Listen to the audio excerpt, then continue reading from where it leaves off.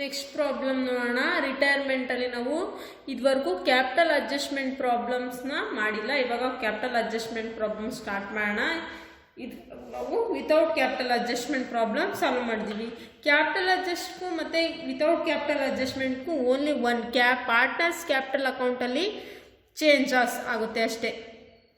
Narang, Suri and Bajaj are partners in the firm sharing profit and loss in the proportion of 1/2, 1/6 and 1/3 respectively. The balance sheet on April 1st, 2018 was as follows. They are given old balance sheet, liabilities, assets. Balance sheet as on April 1st, 2018. Bills payable ಕೊಟ್ಟಿದ್ದಾರೆ, ನಾವು new balance ಶೀಟಲ್ಲಿ consider ಮಾಡ್ತೀವಿ. Sundry creditors ಕೊಟ್ಟಿದ್ದಾರೆ, new balance ಶೀಟಲ್ಲಿ consider ಮಾಡ್ತೀವಿ. Freehold premises new balance sheet, machinery new balance sheet, furniture, stock, debtors, PDD ಮಾತ್ರ revaluation account. Partners capital account capital ಅಕೌಂಟಲ್ಲಿ reserves and surplus ಏನೇ ಕೊಟ್ಟಿದ್ರು partners capital ಅಕೌಂಟಲ್ಲಿ consider ಮಾಡ್ತೀವಿ. PDDನ ಏನು ಅಡ್ಜಸ್ಟ್ಮೆಂಟ್ ಕೊಟ್ಟಿದ್ದಾರೆ ಅದ್ರ ಮೇಲೆ ಕನ್ಸಿಡರ್ ಮಾಡ್ತೀವಿ. ಕ್ಯಾಶು ಬ್ಯಾಲೆನ್ಸ್ ಶೀಟಲ್ಲಿ ಕನ್ಸಿಡರ್ ಮಾಡ್ತೀವಿ. ಯಾರು ರಿಟೈರ್ ಆಗಿದ್ದಾರೆ ಅಂತ ನೋಡೋಣ.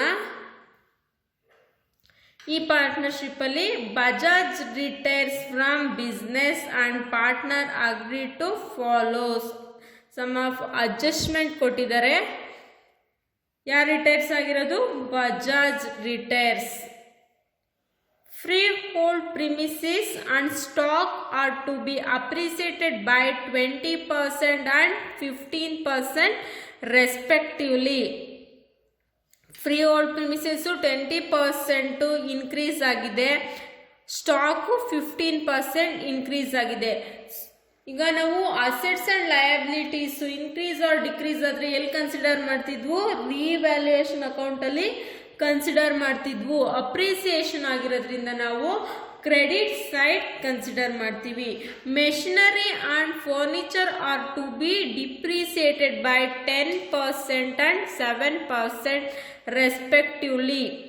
ಮೆಷಿನರಿ ಆ್ಯಂಡ್ ಫರ್ನಿಚರ್ ಡಿಪ್ರಿಸಿಯೇಟ್ ಆಗಿದೆ, 10% ಮೆಷಿನರಿ ಡಿಪ್ರಿಸಿಯೇಷನ್ ಆಗಿದೆ, 7% ಫರ್ನಿಚರ್ ಡಿಪ್ರಿಸಿಯೇಷನ್ ಆಗಿದೆ. ನಾವು ಅಪ್ರಿಸಿಯೇಷನ್ ಆದಾಗ ಕ್ರೆಡಿಟ್ ಸೈಡ್ ಕನ್ಸಿಡರ್ ಮಾಡ್ತೀವಿ, ಡಿಪ್ರಿಸಿಯೇಷನ್ ಆಗಿದೆ ಇಲ್ಲಿ ಡೆಬಿಟ್ ಸೈಡ್ ಕನ್ಸಿಡರ್ ಮಾಡ್ತೀವಿ. Next, bad debts reserves to be increased to ಅಂತ ಕೊಟ್ಟಾಗ ನಾವು ಓಲ್ಡ್ ಮೈನಸ್ ನ್ಯೂ ಎಷ್ಟಿದೆ? ನ್ಯೂ ಮೈನಸ್ ಓಲ್ಡ್ ಮಾಡಬೇಕು. 1500 ಮೈನಸ್ 1000 to 500 ಇಲ್ಲಿ ನಮಗೆ PDD. Next, goodwill is valued at 21,000 on Bajaj retires and with written of.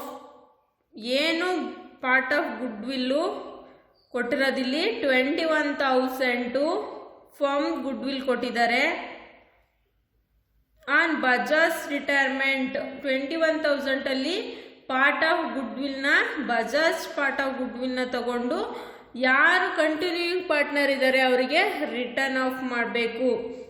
The continuing partners as decided to adjust their capital in the new profit sharing ratio after retirement of Bajaj surplus or deficit, if any, their capital accounts will be adjusted through cash.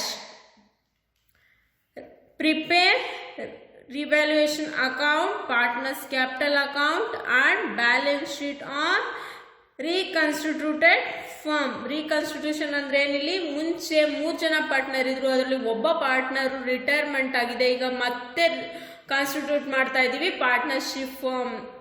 ಅದೇ reconstitution of partnership firm.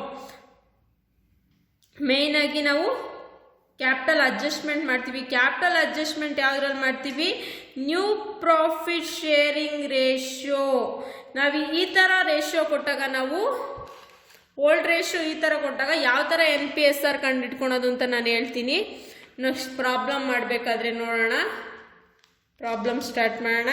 First revaluation account. Revaluation ಅಕೌಂಟ್ಗೆ ನಾವು adjusted assets and liabilities, revalue ಆಗಿರೋಂಥ asset ಮತ್ತು ಲಯಬಿಲಿಟಿನ consider ಮಾಡ್ತೀವಿ. First one appreciation on freehold premises. Freehold premises amount ಎಷ್ಟಿದೆ ಪ್ರಾಬ್ಲಮಲ್ಲಿ?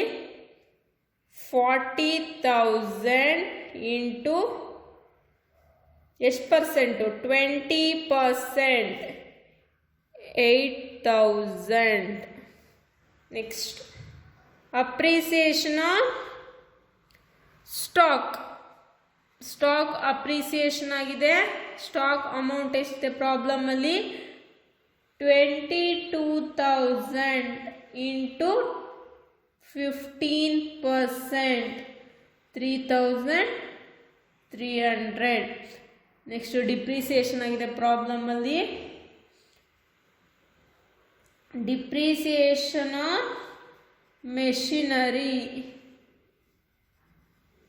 Depreciation on machinery amount ಬಂದ್ಬಿಟ್ಟು 30,000 into 10%, 3,000. Depreciation on furniture.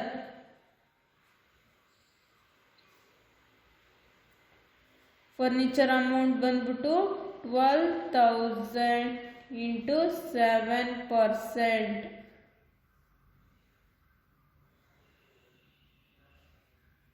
$840. Bad debts.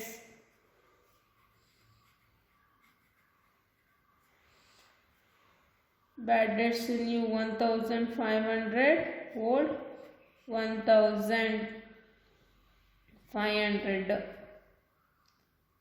ಇನ್ನೇನಾದರೂ ಇದೆಯಾ ಅಡ್ಜಸ್ಟ್ಮೆಂಟು? ಇಲ್ಲ. ಟೋಟಲ್ ಮಾಡಿ 11,300. ಈ ಕ್ರೆಡಿಟ್ ಸೈಡ್ ಜಾಸ್ತಿ ಇದೆ ಅಲ್ವಾ? ಕ್ರೆಡಿಟ್ ಸೈಡ್ ಜಾಸ್ತಿ ಇರೋದನ್ನೇ ಎರಡು ಕಡೆಗೂ ಹಾಕ್ಕೊಳ್ಳೋಣ. ಕ್ರೆಡಿಟ್ ಸೈಡಿಂದ ಡೆಬಿಟ್ ಸೈಡ್ ಮೈನಸ್ ಮಾಡೋಣ. 11,000 ಮೈನಸ್ 4,340. ಪ್ರಾಫಿಟ್ 6,960. 6,960ನ 1/2 ಯಾರಿಗೆ?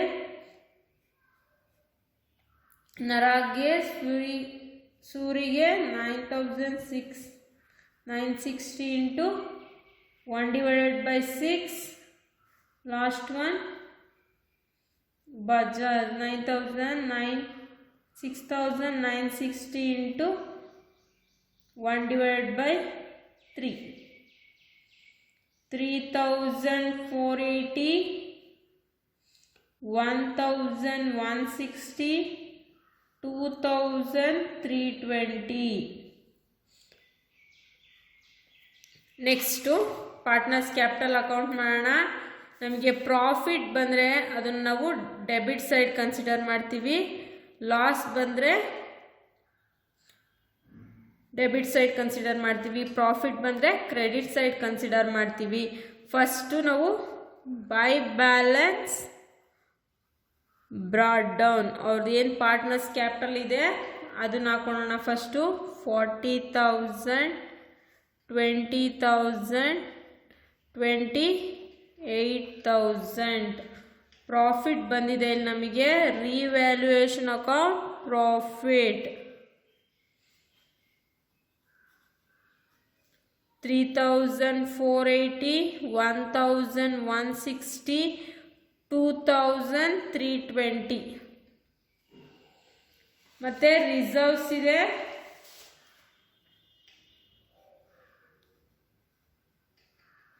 ಅಮೌಂಟ್ ಎಷ್ಟಿದೆ ರಿಸರ್ವು? 12,000. 12,000ನ ನಾವು 1/2 1 divided by 6, 2 divided by 6, 6,000, 2,000, 4,000. Goodwill ಇದೆ. ಯಾರು ರಿಟೈರ್ ಆಗಿರೋದು? ಬೀಸ್ ಗುಡ್ವಿಲ್ ಮಾತ್ರ ಕನ್ಸಿಡರ್ ಮಾಡಬೇಕು. 21,000 into 2 divided by 6, 7,000 goodwill return ಆಗಿದೆ.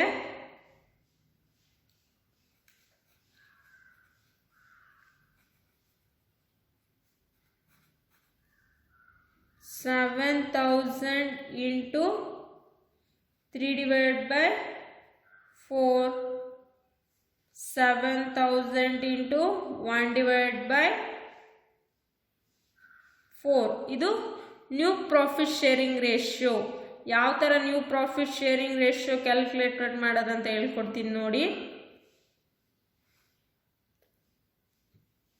ಅಲ್ಲಿ ನಮಗೆ ಪಾರ್ಟ್ನರ್ದು ಎನ್ 1 divided by 2 ಕೊಟ್ಟಿದ್ದಾರೆ, S 1 divided by 6, B 1 divided by 3. ಇಲ್ಲಿ ಡಿನಾಮಿನೇಟರ್ ಯಾವ್ದು ಹೈಯೆಸ್ಟ್ ಇದೆ? ಎಂದಿದೆಯಾ, ಎಸ್ ಇದೆಯಾ, ಬಿ ಇದೆಯಾ? ಎಸ್ದು ನಮಗೆ ಡಿನಾಮಿನೇಟರ್ ಐ ಇದೆ.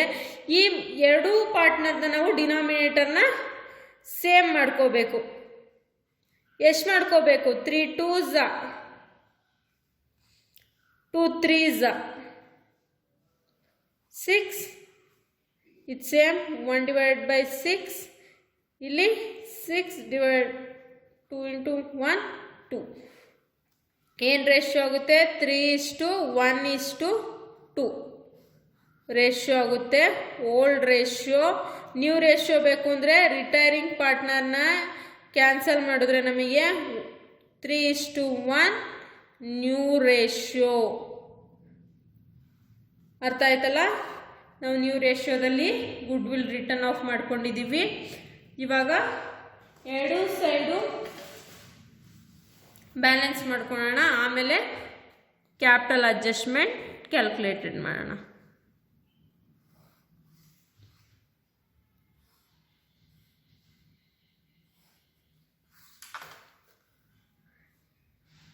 Obviously credit side is more. 41,320, 23,180, 49,480. Same ಬ್ಯಾಲೆನ್ಸಸ್ನ carry forward ಮಾಡಿ.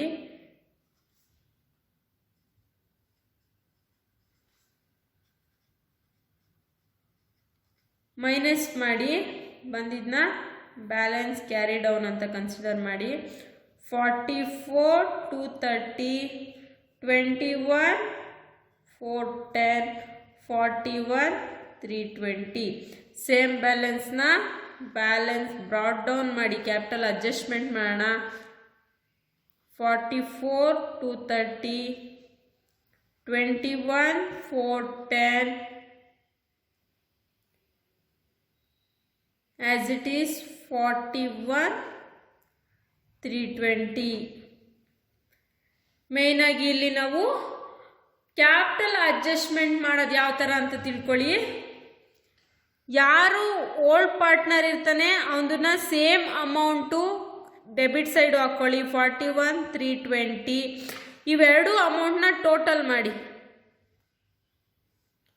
ಇವರಿಬ್ರು ಕಂಟಿನ್ಯೂಯಿಂಗ್ ಪಾರ್ಟ್ನರ್ ಅಲ್ವಾ, ಈ ಎರಡು ಅಮೌಂಟ್ನ ಟೋಟಲ್ ಮಾಡಿ ಎಷ್ಟು ಬರುತ್ತೆ? 65,640 ಬರುತ್ತೆ. ಇಂಟು 3:1 ರೇಷಿಯೋದಲ್ಲಿ ಶೇರ್ ಮಾಡಿ. 49,230,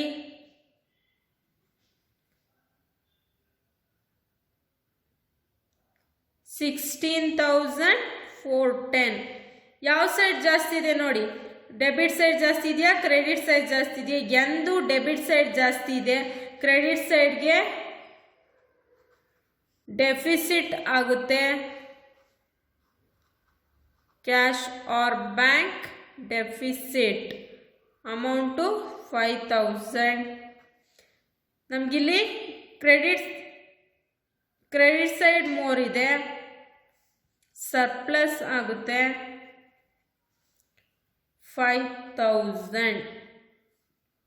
ಡೆಬಿಟ್ ಸೈಡ್ ಜಾಸ್ತಿ ಇರೋದು 49, 230. ಕ್ರೆಡಿಟ್ ಸೈಡ್ ಜಾಸ್ತಿ ಇರೋದು 21, 410. Same as it is retiring ಪಾರ್ಟ್ನರ್ದು ಕ್ಲೋಸಿಂಗ್ ಬ್ಯಾಲೆನ್ಸಸ್ನ ಹಾಕ್ಕೊಳ್ಳಿ.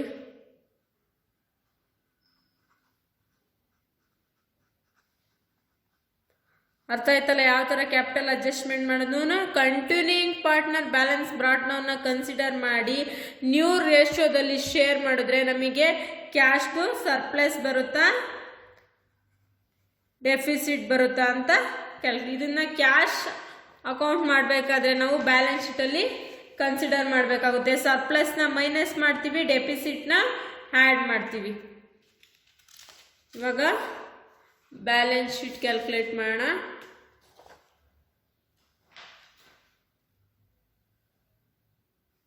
ಫಸ್ಟು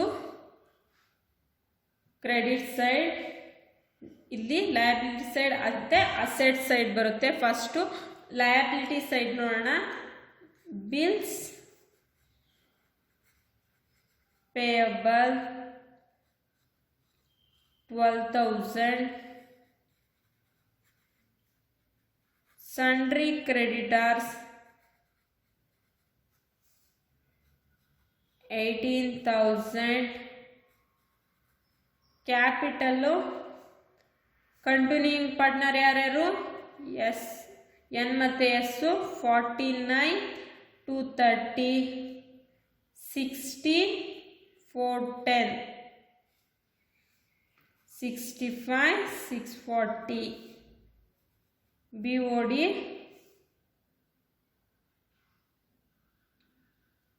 BOD ಕ್ಯಾಲ್ಕುಲೇಷನ್ ಮಾಡ್ಕೊಳ್ಳೋಣ. ಫಸ್ಟು ಕ್ಯಾಶ್ ಎಷ್ಟಿದೆ ನಮಗೆ 7,000 ಇದೆ, ಪ್ಲಸ್ ಎನ್ಸ್ದು ಡೆಫಿಸಿಟ್ಟು 5,000 ಮೈನಸ್ ಸರ್ಪ್ಲಸ್ ಎನ್ಸ್ದು 5,000 ನಮಗೆ 7,000. ಅದಕ್ಕೆ ಮೈನಸ್ ಬೀಸ್ ಲೋನ್ 41,320. ಬ್ಯಾಂಕ್ ಓವರ್ ಡ್ರಾಫ್ಟ್ ಎಷ್ಟು ಬರುತ್ತೆ? ಮೈನಸ್ 34,320. ಬ್ಯಾಂಕ್ ಓವರ್ ಡ್ರಾಫ್ಟ್ನ ಲಯಬಿಲಿಟಿ ಸೈಡ್ ಹಾಕೋಣ. 34,320. Freehold premises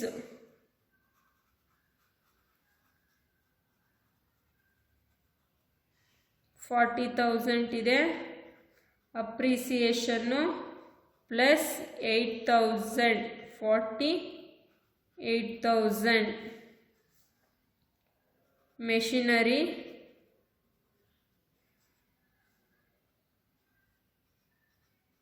$30 minus depreciation 3,000, 27,000.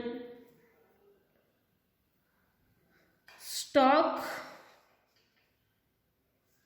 22,000 plus appreciation 3,300, 25,300.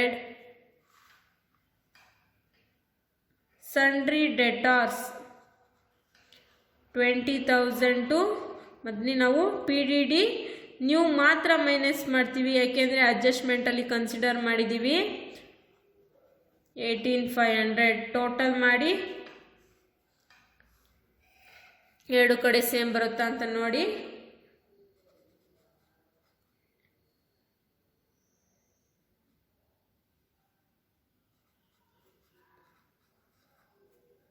$65, $90, $1,20, $1,29,960, 48, 60, 90, 1,20, 1,29,960.